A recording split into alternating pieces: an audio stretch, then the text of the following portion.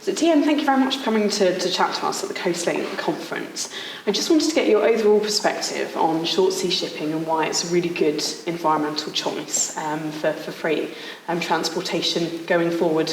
I think one thing why it's so good for the environment is it's so organised. Yeah. I think it provides a consolidation approach. So it's instead of making numerous different changes, it can be one change that will then be adapted for everyone, because you can implement as many laws and legislations, but as long as everybody has the same approach and everyone has the same ideas. And I think something like Coastlink helps with that, because everybody's learning the same thing, having the same attitudes towards it, and everybody is so enthralled by it that it helps make the decision process easier. Yeah. So people are gonna, when they are thinking about decisions, gonna be like, oh yeah, well I was at Coastlink and I can use that, what I learned, and bring it forward.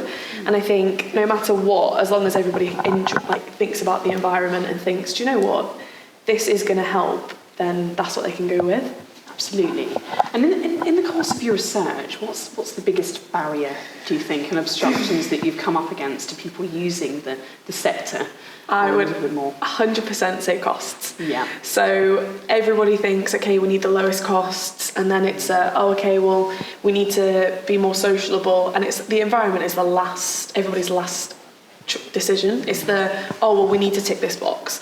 And I think that's one thing that massively needs to change, is that everybody's perception needs to be, the environment needs to be our first choice. Whether we have a shipper that has a massive harm on the environment versus someone that is more expensive, not by a lot, just by a small margin, but they're going to take numerous stops along the way, and it's going to take longer for me to get my product, but I'm going to harm the environment less. Yeah. That is one decision that people need to start accepting and start thinking, do you know what, I actually don't have a choice, so I need to make this decision to actively improve the environment, because and everybody's like, what's my decision going to do? And it's, no, if everybody has that attitude, nothing's going to change. No. If one person says, do you know what, I'll change my decision, and this might influence someone else, and then it'll have the ripple effect, I think that'll be a massive improvement. And that's probably the barrier that needs to be broken, is that people's mindsets need to think, we're not about costs, we're about the environment. Yeah. And I think if everybody has passion, then that'll change massively.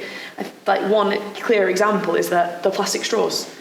Everybody's suddenly, no one wants to use plastic straw. If you've got plastic straws, everyone's cutting them up before they put them in the bin. Yeah. Everybody's seen the videos of the turtles. Everybody knows that if they make a little change, everyone else is going to make a change. Yeah. And I couldn't tell you the last time I used a plastic straw.